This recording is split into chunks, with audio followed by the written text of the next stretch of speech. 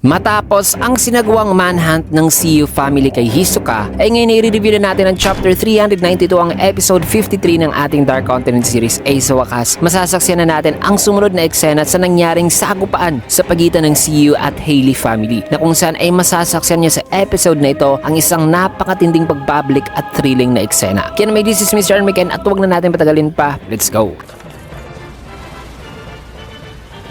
Ang pangalat nating chapter ngayon ay information, at sa pagpapatuloy sa nakarang eksena, may kita na nagkakagulo na sa area na pinangyarihan ng laban, mga kaibigan, na gusto nilang ipahuli ang salarin, na parang may gang war daw o shooting na nagaganap. Nag-aalala din ng mga ilan sa kung paano sila makakabalik sa kanilang rooms kung may ganitong nangyayari ngayon sa plaza, na may nakita raw silang tumakbo na dalawa rin daw tao. May mga ilan din na nagsasabing, di ba may nangyayaring patayan sa ibaba o sa lower tiers? Nasabi naman nitong sundalo na wala rong kinalaman ang patayan sa baba sa mga nangyayari ngayon dito sa plaza, kasi nahuli na raw ang salarin na pumatay sa mga tao sa lower tiers. Maya-maya pa habang papalapit na sila kay Hinrig, ay nagulat naman sila sa kanila nakita, kasi buhay raw pala ang lalaki na inaakala nilang patay kanina. At may kita na nga, mga kaibigan, na buhay itong si Padale, kaya dito na sila in-approach ng mga sundalo na sabi ng isa na may natanggap daw silang tawag, kaya ipinadala raw sila rito. Naayos lang ba raw itong si Padale, na gusto ba raw nitong magsampa ng kaso? Nasagot naman ni Padale na ayos lang daw siya. Nagkainitan lang daw sila kanina sa kung sino raw ang bumangga o nakabunggo sa kanya. Pero ngayon,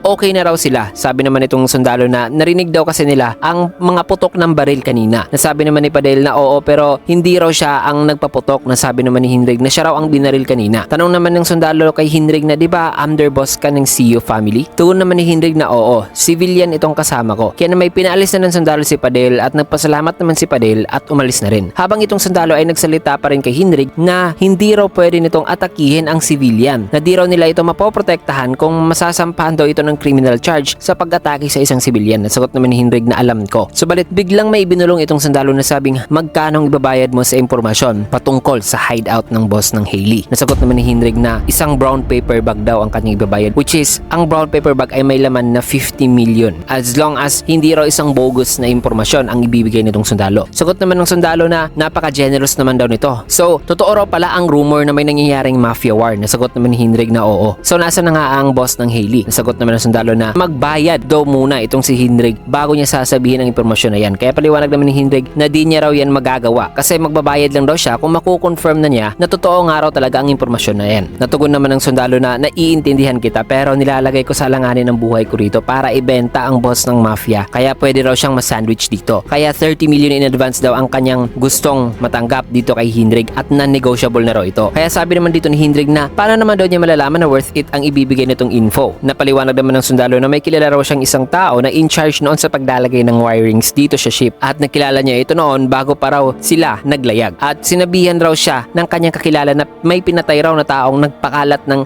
istorya. At nung sinubukan daw niyang mag-name drop ng mga pangalan, ng mga posibleng pangalan ng mafia boss, mga kaibigan, ay bigla na lang daw siyang sinabihan ng kanyang kakilala na tumahimik daw ito. Paliwanag pa nitong sundalo na ang tinutukoy din daw niyang mga wiring rooms dito sa ship ay ang mga wiring rooms daw, mga kaibigan, na di raw nakikita o wala talaga sa floor plan. Natanong pa niya na di ba raw gumagamit ng mga ganyan trick ang hideout ng CU? Matapos nasabihan ng sundalo ay nagpa siya na rito si Hinrig na sabing, sige, maghintay ka lang dyan at dadalhin ko sa iyo ang pera. Pero dapat na i-escort daw siya nitong sundalo personally papapunta sa tinutukoy nitong wiring rooms. Nasabi naman ng sundalo na okay, sasali na lang ako sa gagawing police raid. Matapos yan ay umalis na si Hinrig habang ipinaalam na ng sundalo na ayos na raw ang hall at pwede na raw silang dumaan. At sinabihan din niya itong mga tao na mananatili lang daw sila dito para sa seguridad nila, kaya wag na raw silang mag-alala. Sa kabilang dako naman ay may kita si Padel na naglalakad, na ang di niya alam, mga kaibigan, ay may nakasakay na pala ngayong isang parang babaeng multo sa likod nitong si Padel. At ang babaeng to ay may bullet wound sa kanyang ulo, mga kaibigan, na isa pala itong patay na miyembro ng CU family na si Misha Ho. Kaya lang ang Nen ability nito, mga kaibigan, ay isang uri ng isang post-mortem Nen. Ang pangalan ng kanyang ability ay Zombie Girl, Lavi, and Rose. Isang ability na na-activate sa pagkamatay daw ni Misha, na isang cleaner daw noon ng CU family. Ang Zombie Girl ay na-activate din daw kung ang member ng CU family ay nakapatay. Ang pinatay na tao ay mamanipulahin naman ni Misha hanggang sa pwede na raw itong i-dispose once na nagawa na ni Misha ang kanyang gustong gawin. At si Misha ay mawawala na rin once na madidispose na niya ang katawan. So ito pala si Misha na binanggit ni Hinrig sa nakaraang chapter, mga kaibigan. Matapos ang eksena niyan ay may kita naman sa ceiling, mga kaibigan, ang droplets ng dugo nitong si si Sakuro noon na kanyang inirelease para hanapin si Hisoka. At maya-maya pa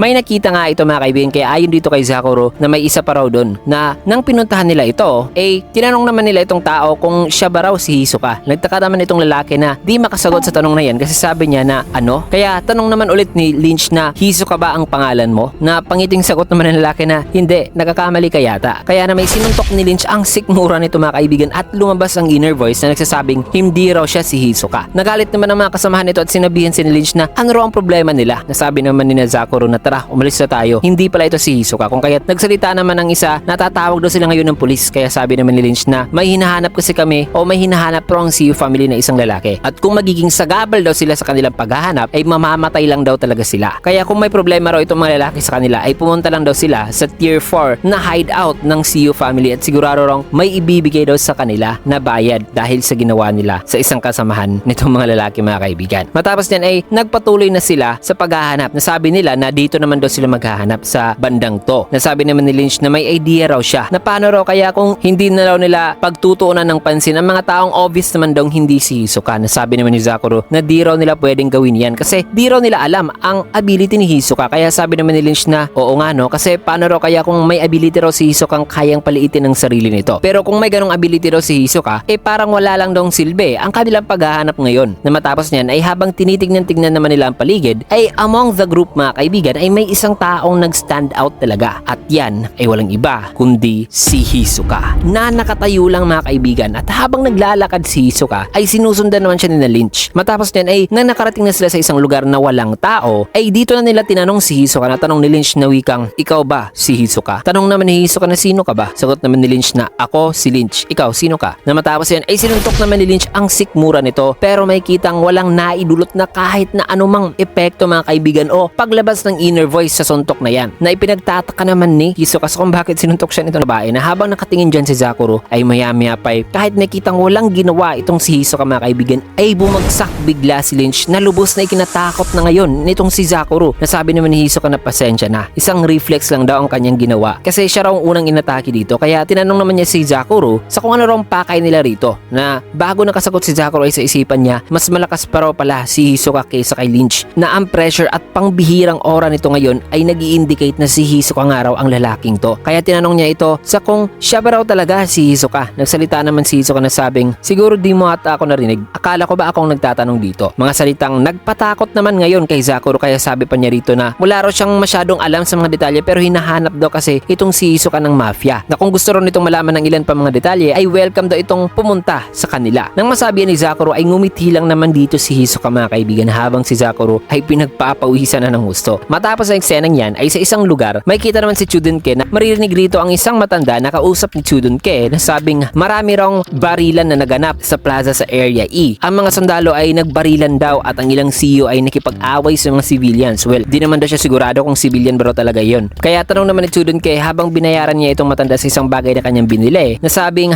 may napagtanungan po ba kayong miyembro ng military, in which ay sagot naman ng matanda na salamat sa pagbili mo pero may gag order daw kasing in-implement doon sa plaza na yon. Pero kung tama raw siya ay nagkakaroon daw talaga ng all-out war ang mga mafia, diba? Though ang mga sundalo naman daw sa lower tiers ay may mga maibibigay naman talagang impormasyon, depende raw sa ibabayad sa kanila. Pero sa tingin niya ay ang mga info na yon ay mga useless lang daw. Nasagot naman ni Chudunke na tama po kayo dyan. Pero maiba po muna tayo. Nanininda po ba kayo ng autograph boards? Nasagot naman ng matanda na ha? Ano bang pumasok sa isipan mo? Hindi ako nagbebenta ng mga bagay na yan. Ang mga dinala lang daw niya dito ay mga bagay na bibilhin daw ng mga desperadong tao ng kahit 10 times daw sa presyo na nabili raw niya. Kaya sa tingin ba raw ni Chudunke magkano raw ang presyo ng hinahanap nitong bagay ngayon? Nasagot naman ni Chudunke na sa ngayon ay kahit magbayad pa raw siya ng 100 times sa presyo nito ay bibilhin niya raw talaga ang autograph board. Kaya dagdag pa ng matanda na mga yosi, alcoholic drinks, painkillers at illegal na droga lang daw na mga addictive substance lang ang kanyang ibinibenta rito na wala raw sa tier 3 o sa mall o sa black market ang magdadala ng bagay na hinahanap ngayon ni Chudunke. Nasa isipan naman ni Chudunke na tama raw matanda na hindi naman daw isang bagay na kinakailangan talaga ang autograph board. Pero kung gusto niya raw talagang magpa-autograph sa Phantom Troop ay gusto raw niya ng isang proper talaga na autograph board. Kasi ayaw niya raw isipin ni na Finks na basta-basta na lang daw siyang kumuha ng isang bagay na pipirmahan nila. Kasi sa tingin niya na ang autograph board ay may meaning daw talaga. Na kung sa shirt daw niya papipirmahin si na Finks ay bagamat nagpapakita raw ito ng passion niya sa pagiging fan dito sa Phantom Troop ay gumagana lang daw ang mga ganitong magpapa-autograph kung makakasalubong niya ang kanyang mga iniidolo. Pero iba raw kasi ngayon kasi may time na raw siyang maghanda sa pagpapa-autograph. Kaya dito na sinuggest ng matanda na kung kailangan mo talaga ng isang autograph board ay dapat na maghanap daw itong si Chudunke ng dealer sa tier 1. Natanong naman ni Chudunke na may dealer po pala sa mga ganoong bagay. Nasagot naman itong matanda na oo, na kung wala yan dito sa ship ay magpapadeliver lang daw ang dealer ng bagay na hinahanap nito mula sa kanilang current world. Basta't ibibigay lang daw ni Chudunke ang info sa bagay na gusto nitong bilhin at i-deliver daw ito sa kanya. Pero ang serbisyong ito ay available lamang daw sa mga mayayaman. Pero subukan lang daw talaga nitong si Chudunke na maghanap ng dealer. Dadagdag pa niya ang paliwanag na ang deadline daw sa pag-order at ang last shipment ay sa ika-14th day na daw ng kanilang paglalayag. At ang deadline naman daw sa express delivery ay 3 days bagong ika-14th day na yan. At kung maliit lang daw ang bagay na hinahanap ni Chudunke ay ipapadala daw ito separately gamit ang drone. So pwede rong mapahaba ang deadline pero nadedepende raw yan sa halaga ng ibabayad itong si Chudunke at kung sino raw talaga ang dealer na yan. At may kita rito mga kaibigan ang delivery shipment process. Matapos yan ay umalis na si Chudunke at nagpasalamat na sa matanda. Habang sa kanyang isipan ay patuloy niya pa rin inaalala ang description ni Hisoka na isang 6'2" at nagbibigay ng isang sini-survive. At may kita naman dito si Wang na kumilos na rin pala kasama ang kanyang right hand man na sabi ni Wang na may nakalaban daw ang CU sa plaza sa Area E. Nasagot naman itong right hand man na mukhang si Hinrik daw po yun. Kaya sabi naman ni Wang na pupunta raw sila doon. Kasabay niyan ay sa isipan naman ni Chudunke ay hahanapin niya raw talaga si Hisoka at hihingin niya sa boss ang autograph board bilang kanyang reward. At ngayon ay 4 days na lang daw bago ang deadline. Maya-maya pa inutusan naman sila rito ni Wang na manatili raw sila rito hanggang sa Area C para makapag-gather ng info and after that ay dapat na bumalik raw sila sa office para ipaalam ang info sa Phantom Troop na naka-standby doon. Nasagot naman nila na masusunod. Habang sa isipan naman nga ni Wang ay wika niya na mukhang medyo tricky raw ang sitwasyon ngayon kasi ang buong akala niya ay maghihiwalay raw ang Phantom Troop once nasisimulan na raw ng mga to ang paghahanap kay Hisoka sa tier 4. Pero nanatili lang daw sila sa office at di raw siya nakakagalaw ng malaya doon. Ang Healy Assassin ay may iniwan na raw kasing mark sa office na kung saan nandoon ang Phantom Troop ngayon at nag-decide daw talaga ang Phantom Troop na manatili na lang doon dahil sa rason na yan. Kaya masasabi niyang may matalas daw talaga silang sense of combat. Nagawa nga raw nilang mapredict ang posibilidad na mangyayaring gera sa tatlong mafia families na kung saan ay aware daw ang mga to na ang pagpatay sa Hitman ay ang isa sa susi sa kanilang misyon mga kaibigan bago hanapin si Hisoka. Kaya masasabi niyang parang mga lobo raw talaga ang mga to at mahirap daw i-deal ang mga to kaya ipapaubayan na lang daw nila sa Hailey ang pag-deal sa mga spiders at mag-focus na lang daw sila ngayon sa paghanap talaga kay Hisoka. Ayon rito kay Wang na once na mapatay na raw ng Phantom Troop si Hisoka ay posibleng pupunta na raw ang mga to sa tier 1 para kunin ang anumang treasure na pakay nila nung una pa. And after that ay mahihirapan daw talaga silang alamin kung ano talaga ang susunod na gagawin ng Phantom Troop. Pero bago unang lahat ay dapat na mahanap daw talaga nila si Hisoka. Kaya nagsalita rito si Wang na kung sakaling si Hisoka na raw ang civilian na nakaharap pala noon ng CEO sa plaza ay tinalo na raw pala sila sa misyong paghanap kay Hisoka. Pero mabuti na raw yan na ibig sabihin lang nito na nasa parehong sitwasyon lang daw pala nila itong si Hendrik na hinahanap din si Hisoka. Kaya dapat ay gamitin din daw nila si Hisoka kung mahanap na nila ito para durugin ng Hailey at ang Phantom Troop ng magkasabay para ma-maintain daw ang balanse. Pero ang priority raw nila ngayon ay hanapin muna si Hisoka. Pagkatapos ang Hailey naman na hindi raw nila alam kung nasan sila o ilan ang lahat ng mga miyembro ng Hailey na posibleng gumagamit daw ang mga to ng NEN kaya wag daw silang pumunta sa mga lugar ng mag-isa lang. Si Hisoka ay delikado rin daw na tao kasi floor master daw ito noon sa Heaven's Arena na kung mahanap daw nila si Hisoka ay ipaalam daw kaagad ito sa kanya at wag daw silang mag-approach kay Hisoka hanggat sa hindi pa raw siya nakarating sa lugar. At once na magtagumpay na raw sina Hinrig sa pagkipag-negotiate kay Hisoka ay mag-move on na raw sila sa next phase at yan ay ang tignan lang ang Phantom Troop at ang Hailey na magpatayan talaga. Matapos niya ay kumilos ng mga tauhan ni Wang. Habang sa isipan naman ni Wang ay sabi niya na si Hisoka ay may kakayahan daw sa pagdurog talaga sa buong Phantom Troop na mas madali talaga kung hahayaan daw nilang magwala si Hisoka. Pero mula raw kasi sa clip sa Heaven's Arena na nakita niya ay it appears na parang ini-enjoy daw ni Hisoka ang paggawa ng isang moment na parang malalagay ito sa disadvantage na situation. Kaya itong kanilang dinidil ngayon ay mga grupo raw talaga ng mga tao na napaka-unpredictable talaga. Matapos ang eksena yan ay dito naman sa office ng Char family may kita ang ilan sa mga miyembro ng Char mga kaibigan at itong sina Nobunaga habang ang isang lalaki na bumonitor naman sa mga CCTV na so far ay wala pa raw naman siya nakitang unusual dito. Matapos yan ay nagsalita naman si Nobunaga na mas okay daw siguro na puntahan na lang nila si Franklin ngayon at maghiwalay sila by pair para hanapin si Hisoka at magpalit lang daw sila dito sa kung sino ang mananatili sa office. Nasagot naman ni Finks na sa tingin niya ay tatanggihan lang daw sila ni Franklin kasi ayaw raw ni Franklin ang mga lugar na parang nakukulong ito gaya nitong office. Kaya sabi naman ni Nobunaga na then makikipag-team up na lang daw siya kay Franklin at sina Finks na lang daw mananatili rito. Nasabi naman ni Finks na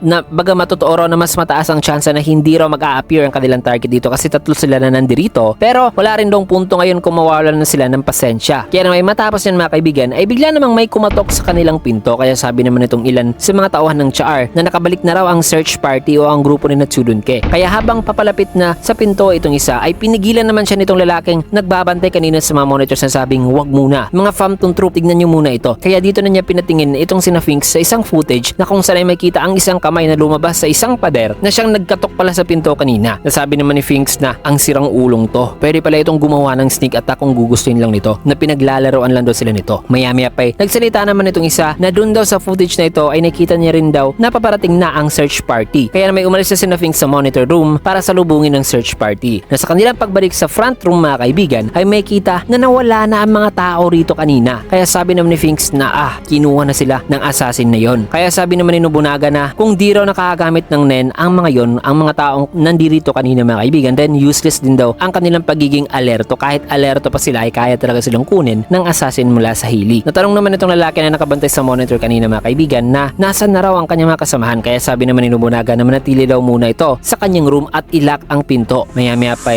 may nagsalita naman na sabing hoy, habang may kita dyan na unti-unting binubuksan ni Luine ang entrance na kanyang ginawa dito sa pinto na sabing parang hindi kayo ang Phantom Troop na kilala ko, na pwede nyo namang i-wipe out ang lahat ng Char family at pumunta sa upper tiers para patayin ng ilan pang mga salbahe. Na disappointed daw siya kasi parang iba raw ngayon ang asal nitong Phantom Troop. Nasagot naman ni Finks na pagpatay? Bobo ka ba? Hindi pa naman ito ang katapusan ng mundo. At ano bang alam mo sa amin in the first place? Nasagot naman ni Luine na ayon daw kasi sa wiki page yung mga diablong magnanakaw daw itong Phantom Troop, na baka ay sumusobra lang daw siguro ang wiki page na yon. Na gusto ba raw nila na siya na lang daw mag-edit sa info na nakalagay doon about sa Phantom Troop. Nasagot naman ni Nobunaga na naghahanda na mga kaibigan na sabing sure, gawin mo yan at ilagay mo lang doon na di kami nagpapakita ng awa sa mga taong nagpapainis sa amin. So in the most unexpected moment mga kaibigan ay lumabas na ang target nila Nobunaga. Kaya na may nakaka-excite talaga ang susunod na mangyayari, gayong nakahanda na si Nobunaga, and not to mention ay nagpakita na si Hisoka. So napaka-exciting talaga yan mga kaibigan, kasi dito muna natin tatapusin yung video sa last panel na ito. Kaya na may kung nagustuhan yung video ay kinagit a like, subscribe, and follow na rin sa bagong FB page natin for more updates and videos like this. Ayan, maraming salamat and see you guys again on my next video.